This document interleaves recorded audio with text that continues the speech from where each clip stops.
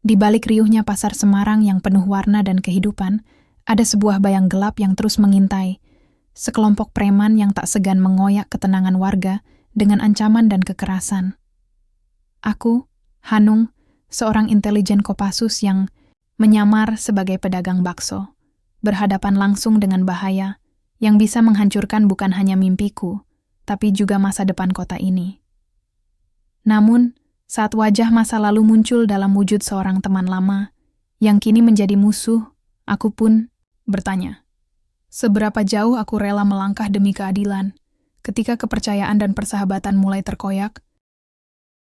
Aku, Hanung, menatap keramaian pasar pagi itu dengan mata penuh kewaspadaan.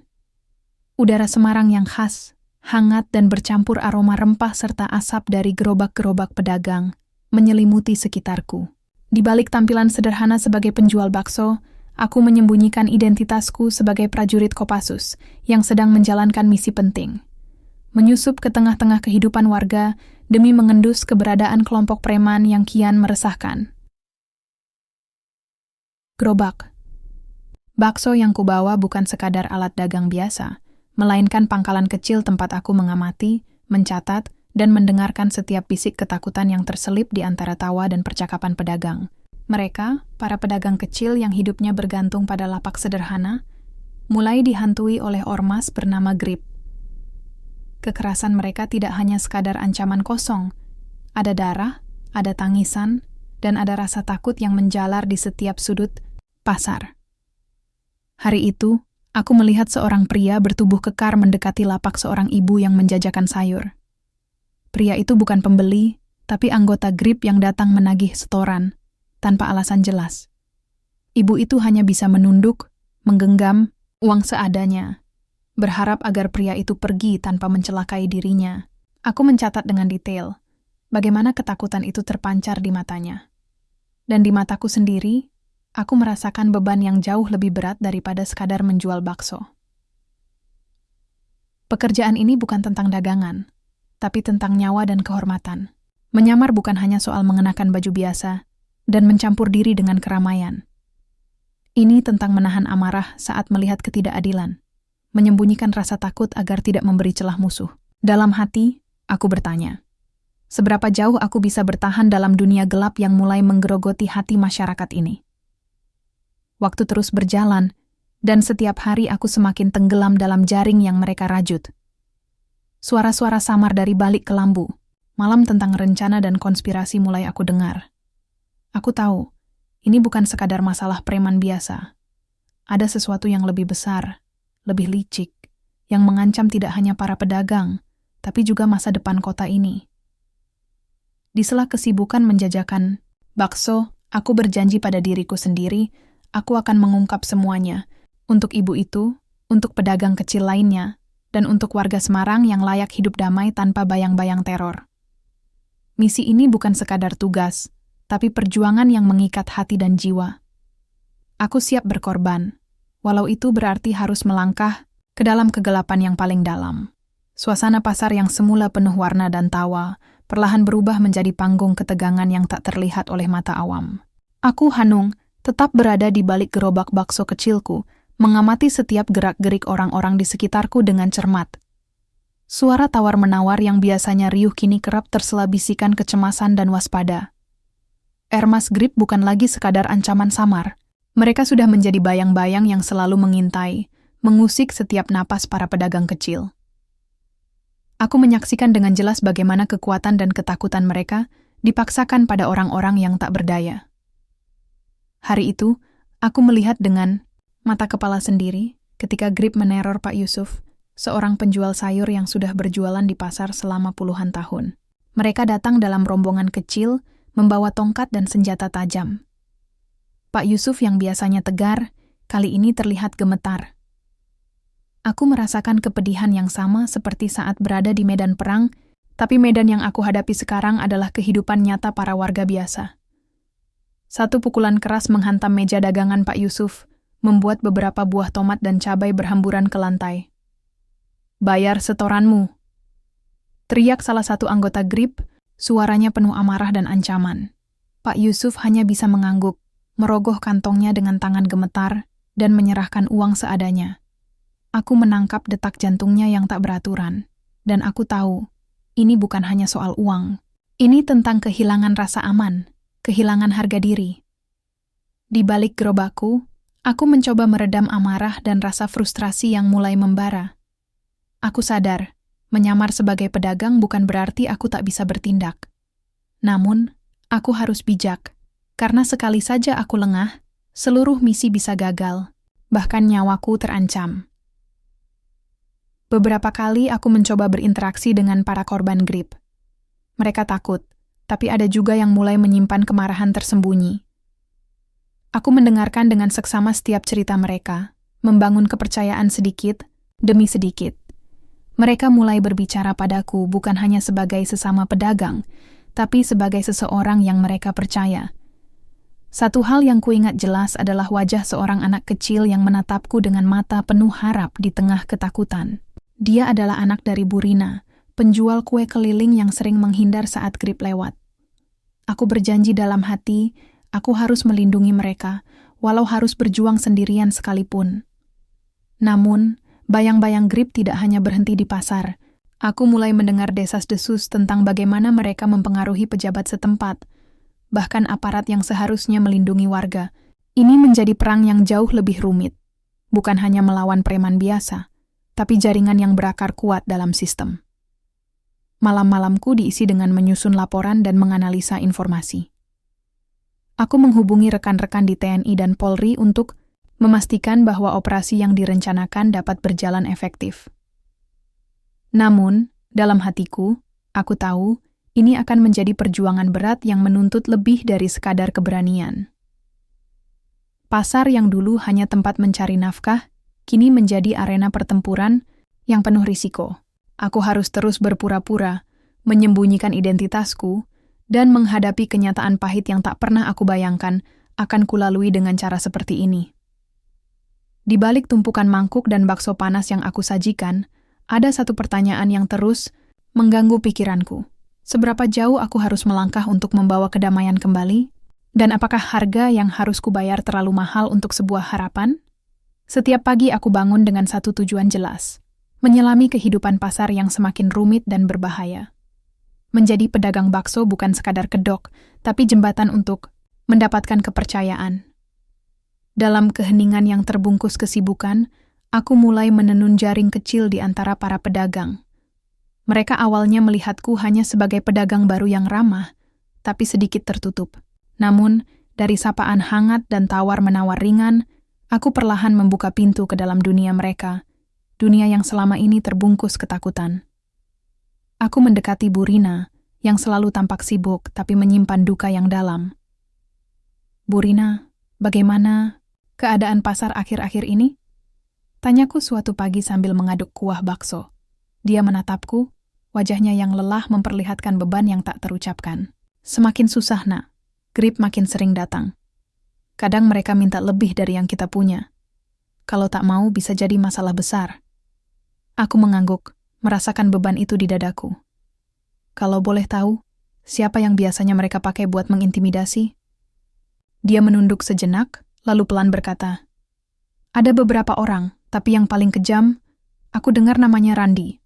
Dulu, dia anak baik, tapi sekarang jadi pemimpin kecil di Grip. Namanya mencuri perhatianku. Aku menyimpan nama itu dalam catatan, tahu bahwa informasi sekecil apapun bisa menjadi kunci." Hari-hari berlalu, aku mulai mengumpulkan potongan-potongan puzzle yang terserak di pasar dan ganggang sempit di baliknya. Aku mendengar bisik-bisik tentang pertemuan rahasia, aliansi dengan pejabat tertentu, bahkan bagaimana Grip mendapat suplai senjata dari jaringan yang lebih besar. Satu hal yang pasti, mereka tidak sekadar preman jalanan biasa. Mereka adalah bagian dari organisasi yang terstruktur dan berbahaya.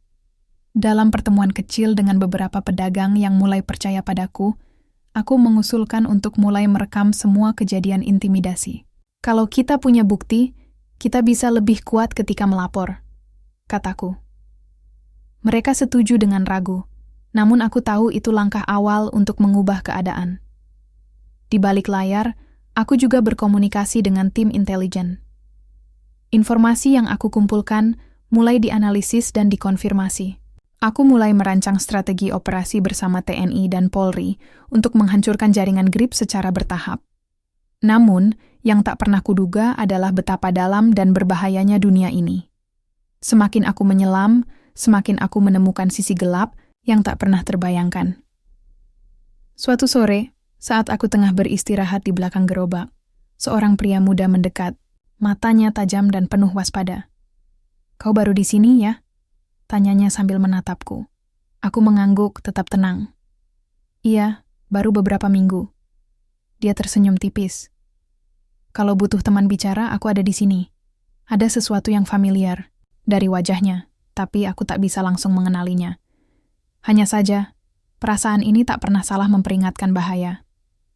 Sejak saat itu, aku mulai mengamati pria itu dengan cermat, sadar bahwa dalam dunia yang penuh tipu daya, setiap orang bisa jadi sekutu atau musuh. Dengan setiap hari yang berlalu, aku semakin yakin bahwa misi ini bukan hanya soal menangkap preman, tapi menyelamatkan jiwa-jiwa yang terjebak dalam pusaran kekerasan dan ketakutan. Aku bertekad untuk terus maju, meski jalan di depan semakin gelap dan berliku. Pagi itu, suasana pasar terasa berbeda. Ada getaran tegang yang merayap di udara, seperti mendung gelap yang siap melepaskan badai. Berita tentang operasi gabungan TNI dan Polri untuk menggulung ormas grip sudah menyebar, meski secara resmi belum diumumkan. Aku, Hanung, merasakan jantung berdebar, bukan hanya karena perananku dalam misi ini, tetapi juga karena risiko yang semakin nyata menghampiri. Dari balik gerobak bakso, aku mengawasi dengan mata waspada setiap sudut pasar. Suara-suara biasa kini berubah menjadi bisik-bisik penuh ketakutan dan spekulasi. Pedagang-pedagang kecil yang selama ini menjadi korban grip tampak bersemangat, berharap operasi ini akan membawa keadilan dan ketenangan yang lama dinanti. Namun, aku tahu, lawan yang kami hadapi bukan sekadar preman biasa. Mereka terorganisir dengan rapi, memiliki jaringan luas dan kemampuan beradaptasi yang mengerikan. Pagi itu, aku juga menerima instruksi dari pusat komando. Kami harus memastikan operasi berjalan lancar tanpa menimbulkan korban sipil. Target utama adalah markas-markas dan pemimpin-pemimpin kunci grip yang selama ini menjadi biang kerusuhan. Aku harus terus menjaga penyamaran sambil mengirimkan informasi terbaru. Tidak lama kemudian, suara sirene mobil polisi dan truk militer mulai memenuhi jalanan. Anggota TNI dan Polri bergerak dengan sigap, menyisir kawasan yang selama ini menjadi basis grip. Aku ikut dalam pengamatan dari dalam pasar, siap memberikan koordinasi intelijen. Ketegangan meningkat saat beberapa anggota grip mulai merespons dengan mengintimidasi warga dan pedagang yang dianggap berkhianat atau berpotensi menjadi informan. Suasana berubah jadi kacau. Aku melihat seorang pria muda yang kutandai sebelumnya, kini berada di tengah kelompok itu. Tatapan matanya menyiratkan amarah dan kegelisahan. Aku tahu, pertempuran ini tak hanya soal fisik. Ini juga perang psikologis yang menguras tenaga dan pikiran. Dari dalam gerobakku, aku mengamati, mencatat, dan berkomunikasi dengan tim di lapangan. Pada satu titik, aku mendengar teriakan dan suara pecahan kaca. Sebuah toko kecil di ujung pasar diserang. Aku segera bergerak, meski perananku terbatas. Aku berusaha menenangkan para pedagang dan membantu evakuasi mereka yang terluka. Setelah beberapa jam, operasi mulai membuahkan hasil. Beberapa anggota kunci grip berhasil ditangkap dan markas-markas mereka mulai dikosongkan.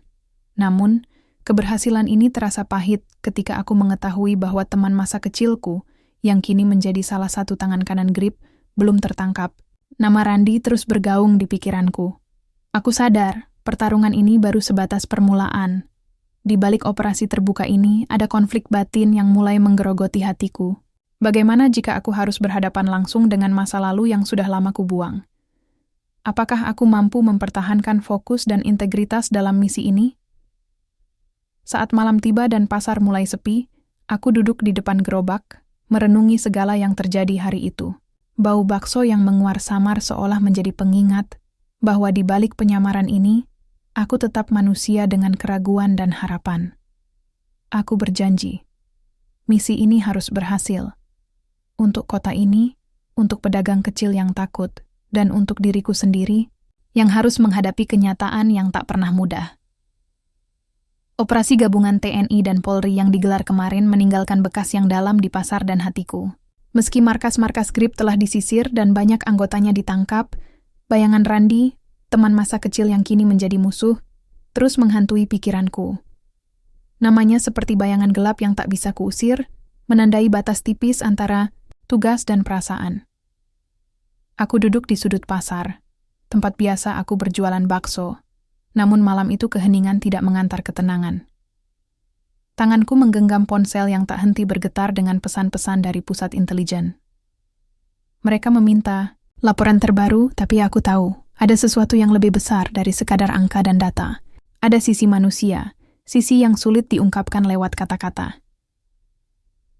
Keesokan harinya, aku memutuskan untuk menggali lebih dalam tentang Randi.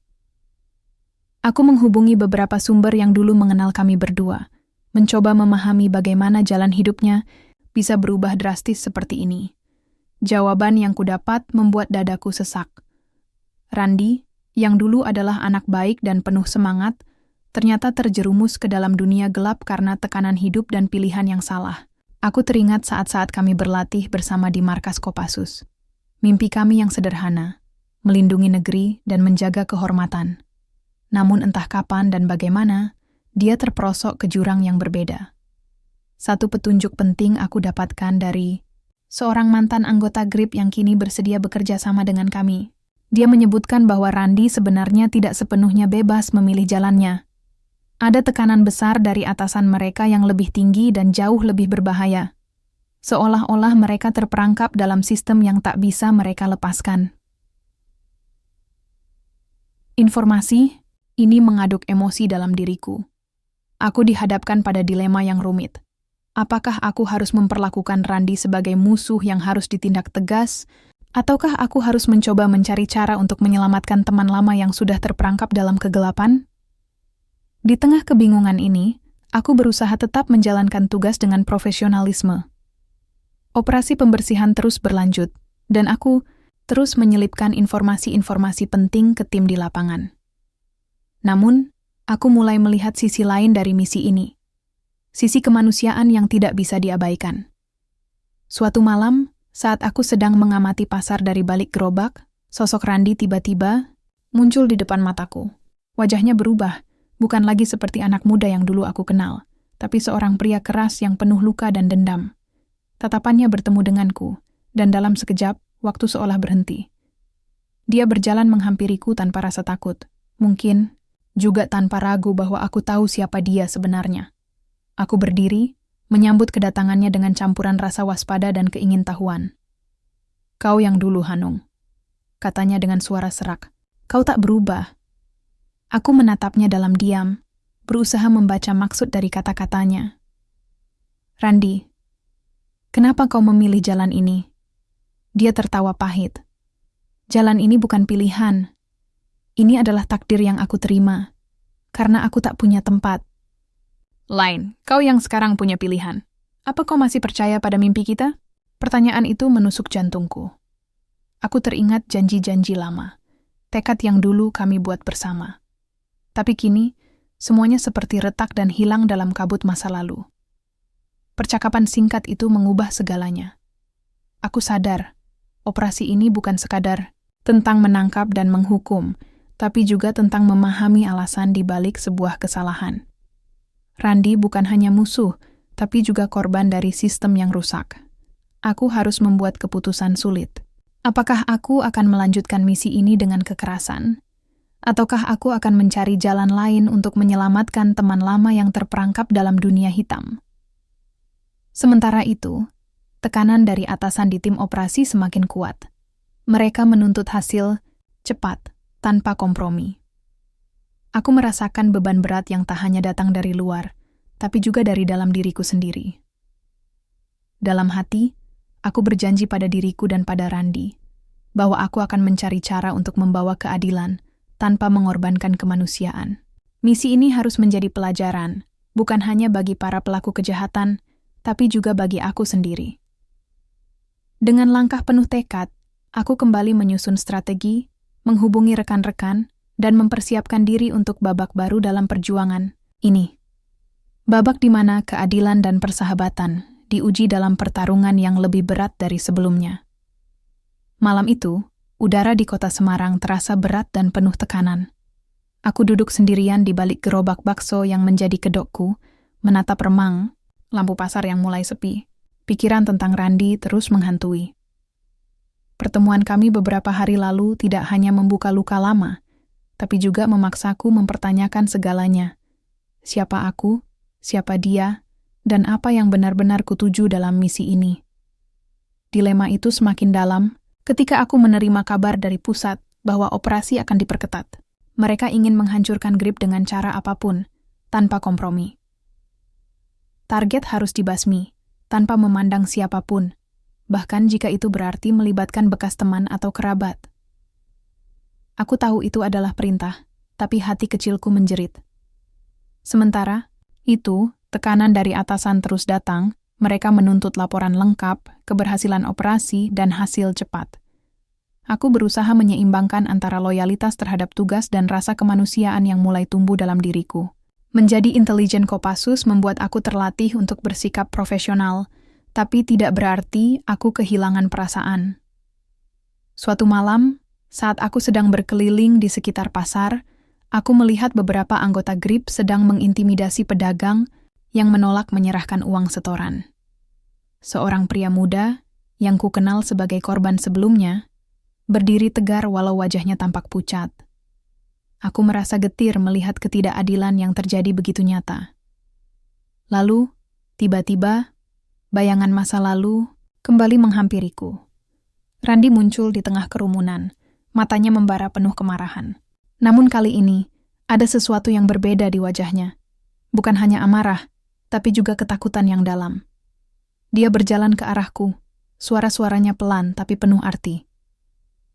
Hanung, kau harus tahu sesuatu. Aku tidak sepenuhnya bebas di sini. Aku mengangguk mengajak dia untuk bicara lebih jauh dari keramaian dan pandangan orang lain. Kami duduk di sebuah gang kecil yang remang, jauh dari hiruk-pikuk pasar. Randi mulai membuka cerita yang selama ini tersembunyi.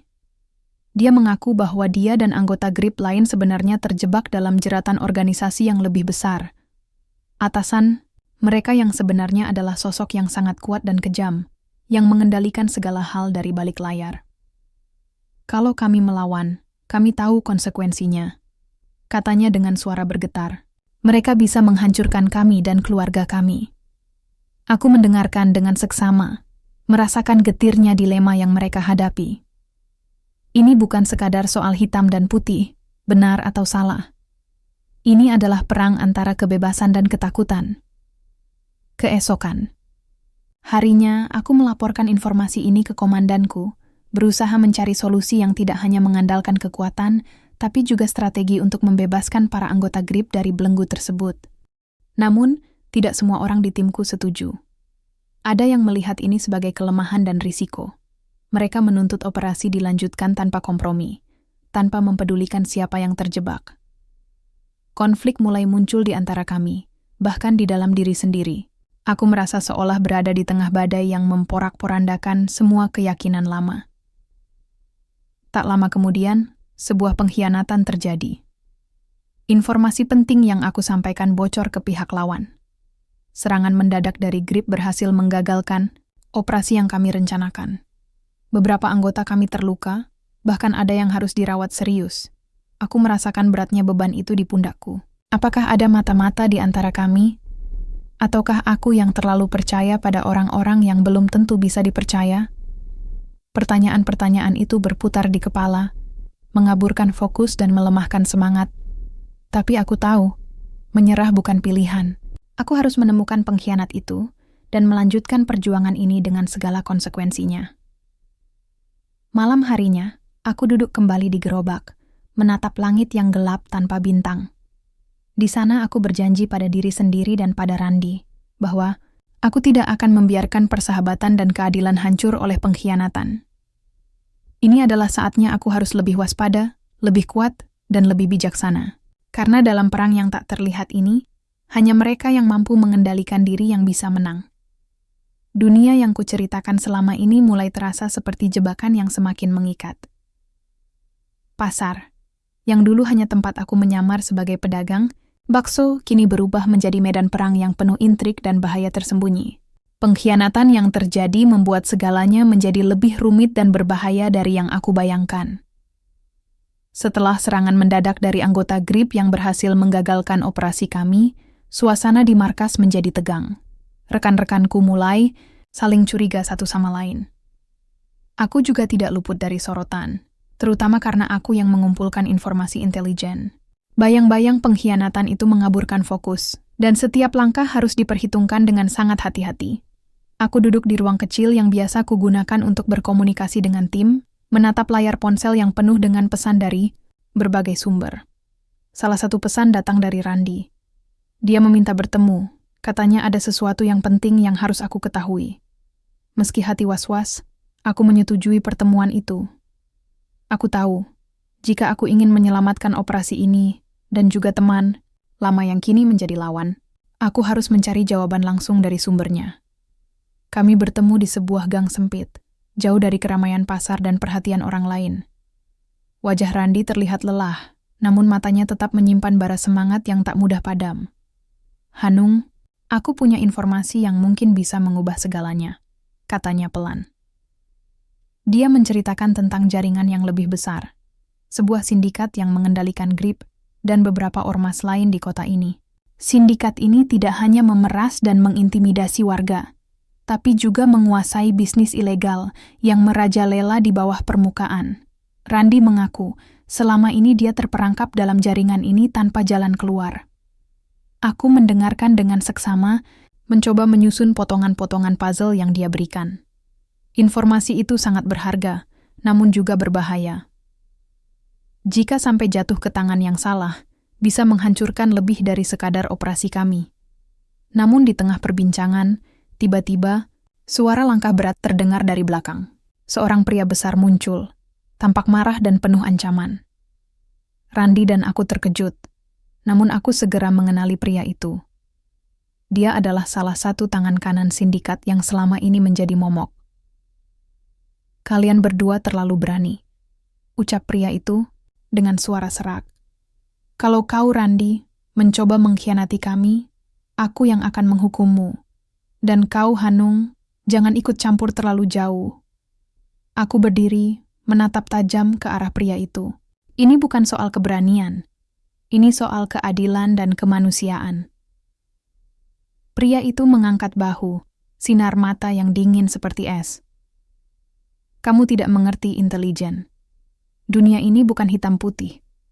Kadang kita harus memilih bertahan di kegelapan untuk bertahan hidup. Dalam sekejap, situasi berubah menjadi konfrontasi yang menegangkan. Aku tahu jika ini berlanjut, akan ada pertumpahan darah. Tapi aku tidak bisa mundur. Bukan sekarang. Beruntung, sebelum ketegangan memuncak, suara sirene polisi terdengar di kejauhan. Pria itu mundur dengan cepat, meninggalkan kami berdua di gang itu. Kami saling pandang, sadar bahwa waktu kami terbatas dan bahaya terus mengintai.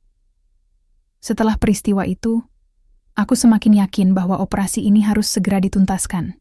Namun aku juga sadar bahwa cara konvensional tidak akan cukup. Aku harus mencari strategi baru, yang tidak hanya mengandalkan kekuatan, tapi juga kecerdikan dan pengertian.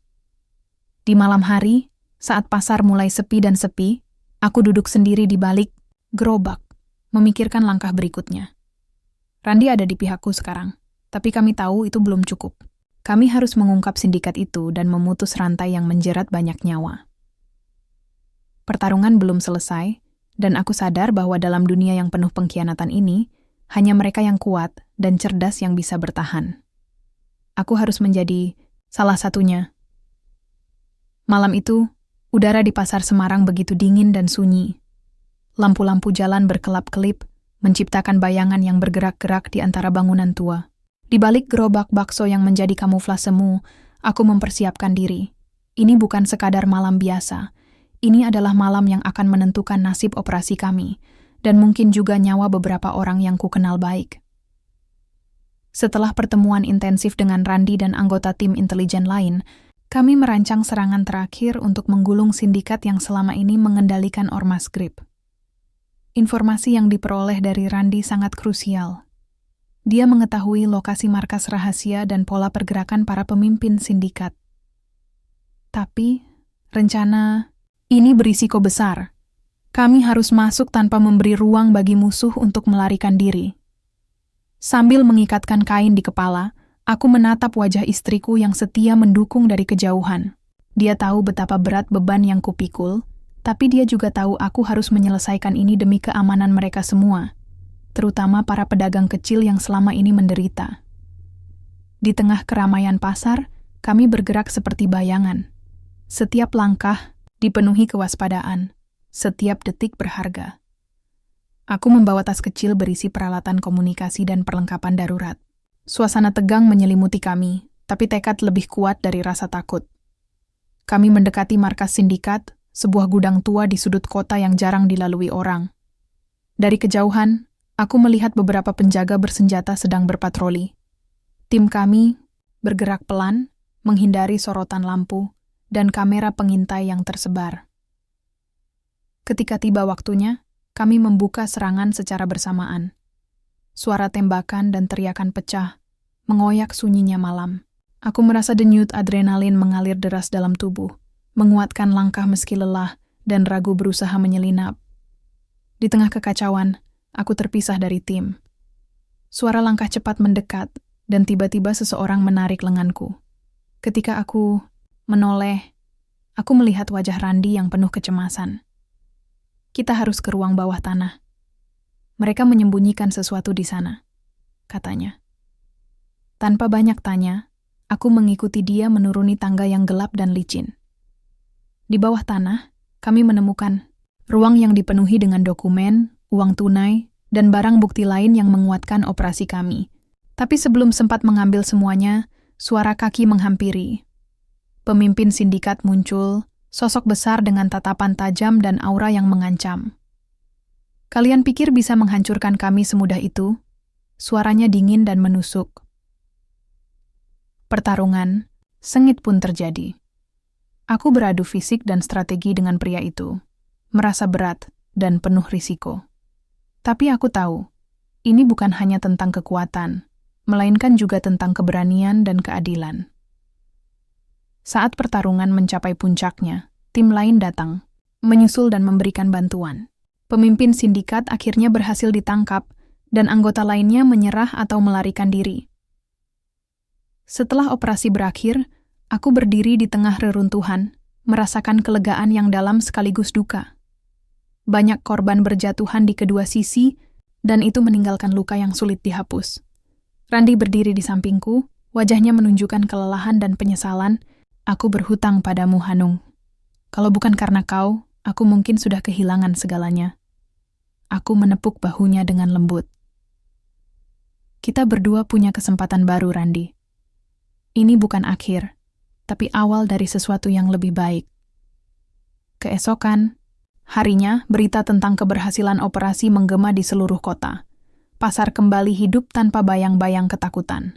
Pedagang kecil bisa bernapas lega. Namun, aku tahu perjuangan sebenarnya baru saja dimulai. Dunia ini penuh dengan bayang-bayang dan tantangan, dan aku harus terus menjaga apa yang telah kami raih. Di balik segala luka dan pengorbanan, aku belajar bahwa keberanian bukan hanya tentang bertarung, tapi juga tentang mampu berdamai dengan masa lalu dan memilih jalan yang benar. Malam itu, suara riuh pasar mulai mereda. Lampu-lampu jalan perlahan meredup, menggantikan hiruk-pikuk menjadi sunyi yang agak menenangkan. Namun, bagi aku, kelegaan itu terasa sementara, seperti embun pagi yang mudah menguap oleh terik matahari. Kemenangan atas sindikat itu memang membawa harapan baru, tapi luka yang ditinggalkannya jauh lebih dalam daripada yang bisa kulihat. Setelah operasi besar itu, aku menyadari bahwa hidup ini bukan hanya tentang pertempuran fisik melawan musuh yang jelas. Ada perang yang jauh lebih rumit, yaitu perang melawan diri sendiri dan masa lalu yang tak kunjung pergi. Randy, yang dulu adalah teman masa kecil, kini menjadi cermin dari kemungkinan yang menghantui masa depanku. Sebuah peringatan bahwa setiap pilihan membawa konsekuensi yang tak terelakkan. Aku duduk di bangku kayu kecil di pinggir pasar, menyaksikan beberapa pedagang mulai membereskan dagangan mereka. Wajah mereka lelah tapi penuh harap. Ada yang tersenyum ringan, sesekali berbisik tentang masa depan yang mungkin lebih cerah. Tapi ada juga yang tetap diam, wajahnya masih menyimpan ketakutan dan duka. Istriku datang mendekat, membawa secangkir teh hangat. Dia duduk di sampingku, tanpa berkata banyak, tapi kehangatannya cukup untuk menenangkan sebagian kecil kegelisahan yang bergejolak di dadaku. "Kau baik-baik saja?" tanyanya dengan suara lembut. Aku menggeleng pelan. Lebih baik dari sebelumnya, tapi aku belum benar-benar selesai. Dia menggenggam tanganku, memberikan dukungan yang selama ini aku butuhkan. "Kau sudah lakukan yang terbaik. Kadang, luka perlu waktu untuk sembuh." Aku tahu dia benar, tapi aku juga tahu ada hal-hal yang tidak bisa dihapus begitu saja dengan waktu. Dalam beberapa hari setelah operasi, aku mulai menyusun laporan lengkap untuk atasan. Namun, saat aku menggali lebih dalam, aku menemukan fakta mengejutkan. Ada beberapa pejabat di pemerintahan lokal yang ternyata turut bermain dalam jaringan sindikat itu. Mereka menggunakan posisi dan kekuasaan untuk melindungi kejahatan yang selama ini merusak masyarakat. Fakta itu membuat darahku mendidih. Perlawanan kami selama ini bukan hanya melawan preman dan sindikat, tapi juga melawan korupsi yang merajalela di dalam struktur kekuasaan. Aku mulai merasa sendirian. Siapa yang bisa dipercaya? Apakah aku harus terus berjuang sendirian melawan gelombang yang jauh lebih besar dari yang kubayangkan? Randi mencoba membantuku, namun beban di pundaknya juga berat. Dia ingin memperbaiki kesalahannya, tapi masa lalu terus menghantui langkahnya. Kami sering berbicara larut malam, berusaha mencari cara agar perjuangan kami tidak sia-sia. Suatu malam, aku mendapat ancaman melalui pesan singkat. Kata-katanya dingin dan tanpa ampun, menyiratkan bahwa aku sudah terlalu jauh masuk ke dalam rahasia yang seharusnya tetap tersembunyi. Aku tahu ini bukan hanya peringatan kosong. Bahaya nyata mengintai, dan aku harus lebih berhati-hati dari sebelumnya.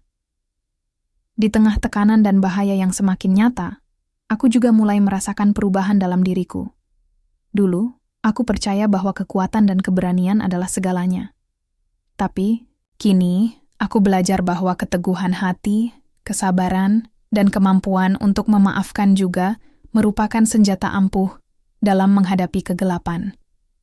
Aku memutuskan untuk memperkuat hubungan dengan komunitas sekitar, membangun jaringan yang solid agar tidak ada lagi ruang bagi kejahatan untuk tumbuh. Aku berbicara dengan para pemimpin masyarakat, tokoh agama, dan orang-orang yang peduli dengan perubahan. Perjuangan ini bukan hanya milikku, tapi milik kita semua. Namun, di balik upaya itu, aku tak bisa mengabaikan rasa sakit yang terus menggerogoti hatiku. Pertemuan dengan Randi telah membuka luka lama yang sulit ditutup. Persahabatan yang dulu begitu erat kini berubah menjadi beban dan tanda tanya besar.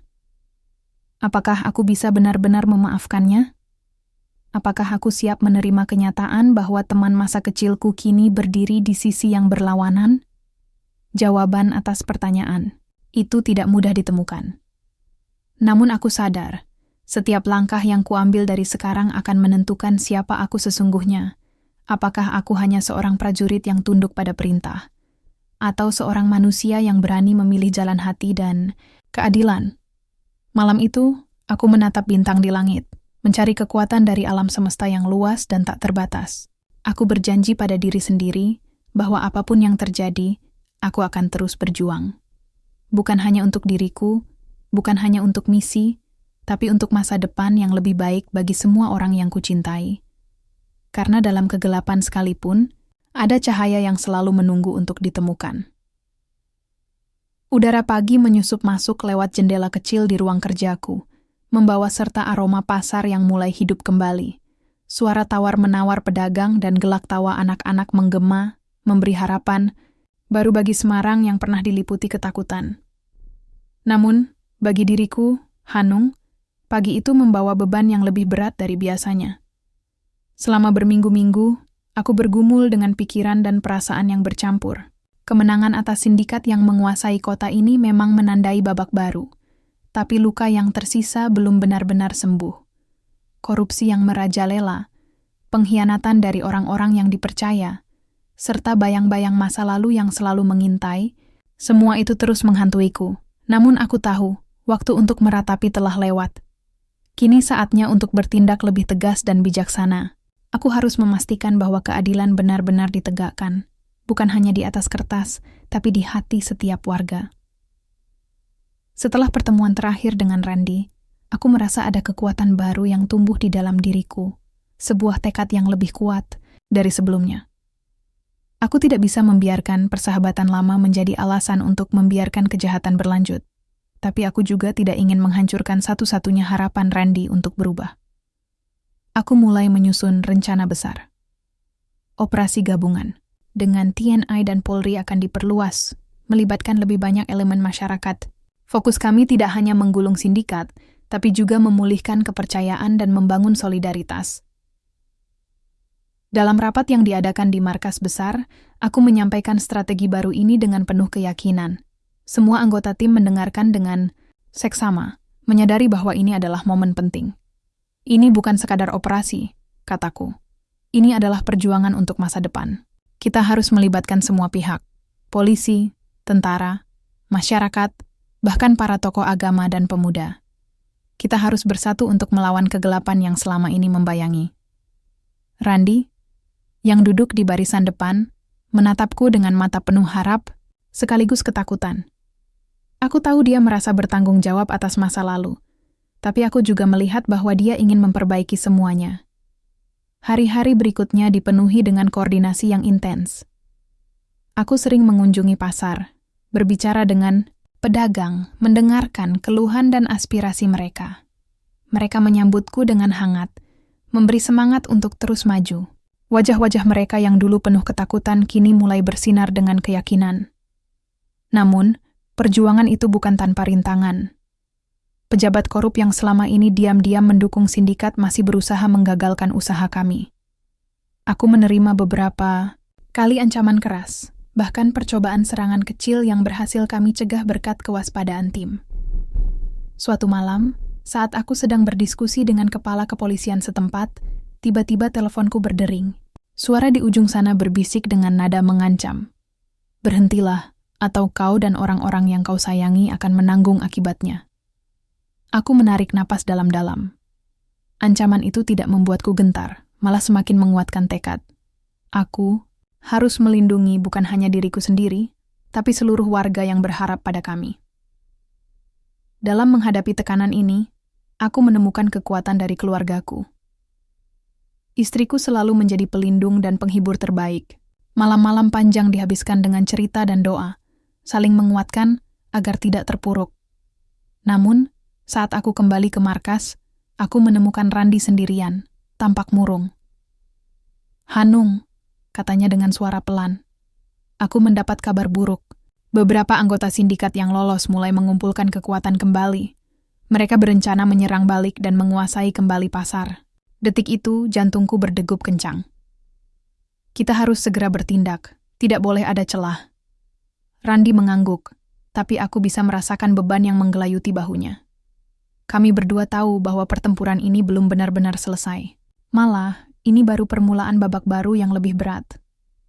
Hari-hari berikutnya dipenuhi dengan kesiapan penuh. Tim gabungan TNI Polri bersama relawan masyarakat semakin solid, melakukan patroli rutin dan menyebarkan informasi ke seluruh penjuru kota. Aku terus mengawasi perkembangan dengan cermat, menjaga komunikasi dengan berbagai elemen yang terlibat. Namun, di balik itu semua, kegelisahan tetap menghantui. Aku terus teringat akan Randy, teman masa kecil yang kini berada di sisi berseberangan. Pertemuan kami terakhir kali masih membekas dalam ingatan. Tatapan penuh penyesalan dan rasa takut, namun juga keinginan kuat untuk menebus kesalahan.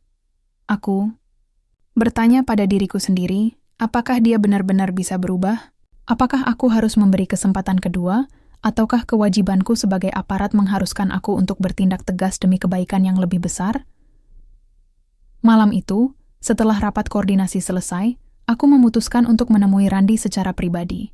Kami bertemu di sebuah warung kecil di pinggir jalan, tempat yang dulu sering kami kunjungi saat masih anak-anak. Dia menatapku dengan mata yang penuh pertanyaan, lalu berkata, Hanung, aku tahu aku sudah salah, tapi aku ingin keluar dari dunia ini. Aku ingin hidup yang berbeda. Aku butuh bantuanmu. Hati ini teriris, tapi aku tahu waktu tak boleh terbuang. Kalau kau benar-benar serius, kita akan cari jalan bersama. Tapi kau harus siap menghadapi konsekuensinya. Percakapan itu menjadi titik balik. Aku mulai memasukkan Randi dalam rencana rehabilitasi dan perlindungan saksi, berharap dia bisa menjadi saksi kunci dalam mengungkap jaringan lebih dalam. Namun musuh tak tinggal diam. Pada suatu malam yang gelap, serangan mendadak dilancarkan oleh sisa-sisa sindikat. Pasar yang baru pulih kembali diguncang oleh kekacauan dan kerusuhan. Aku dan tim harus bertarung habis-habisan mempertahankan keamanan. Di tengah pertempuran itu, aku melihat Randi terluka parah, berusaha melindungi warga yang tak berdosa. Tanpa ragu, aku membawanya ke tempat aman, meski risiko nyawaku sendiri terancam. Saat menatap wajahnya yang penuh luka dan kelelahan, aku menyadari bahwa ini bukan hanya soal tugas atau hukum, tapi soal kemanusiaan. Kami, yang pernah tumbuh bersama, kini terikat oleh takdir yang rumit, antara persahabatan dan keadilan. Seiring fajar mulai menyingsing, kekacauan mulai mereda. Polisi dan tentara berhasil menguasai situasi. Namun luka fisik dan batin masih membekas. Hari-hari berikutnya dihabiskan dengan proses pemulihan dan penyelidikan lebih lanjut.